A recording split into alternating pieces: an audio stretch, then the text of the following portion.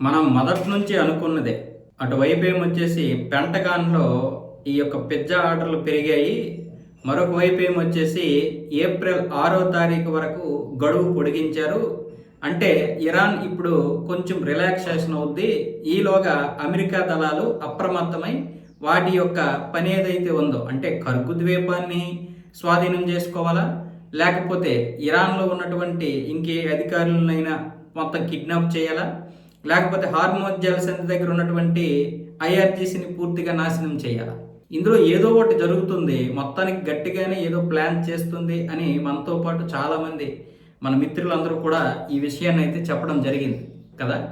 అదే జరిగింది. ఇప్పుడు మొత్తం 8,000 నుంచి 10,000 మంది అమెరికా సైన్యం చుట్టువైపులా కూడా మోహరించారు.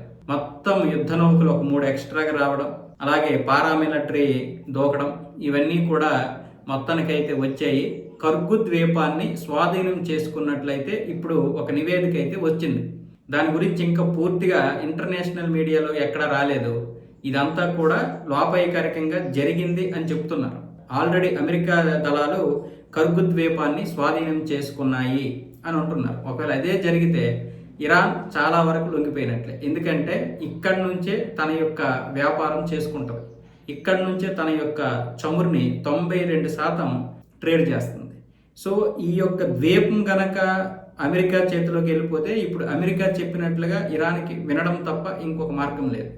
పోనీ ఈ ద్వీపం మీద ఇరానే దాడి చేసి అక్కడ ఉన్నటువంటి అమెరికా దళాలని నాశనం చేయాలని చూసినా సరే అది ఇరాన్కే నష్టం. ఇది ఏ విధంగా చూసినా ఇరాన్కి చాలా పెద్ద నష్టమే. దాదాపు టెహ్రాన్కి 450 కిలోమీటర్ల దూరంలో ఉంటుంది. అంటే హార్మోజ్ జలసంధికి 483 కిలోమీటర్ల దూరంలో ఉంది. ఇలాంటి పరిస్థితుల్లో ఇరాన్కి 25 కిలోమీటర్ల దూరం. సో ఇప్పుడు ఒకవేళ ఈ వార్తే నిజమైతే ఇరాన్ మాత్రం అమెరికా చేతిలోకి వెళ్ళిపోయినట్లే. ఇక ఇజ్రాయెల్ ఎటువంటి కండిషన్లు పెడుతుందో, అమెరికా ఎటువంటి కండిషన్లు పెడుతుందో వినాలి. ఏదేమైనా సరే 48 అవర్స్లో ఏదైనా జరగవచ్చు.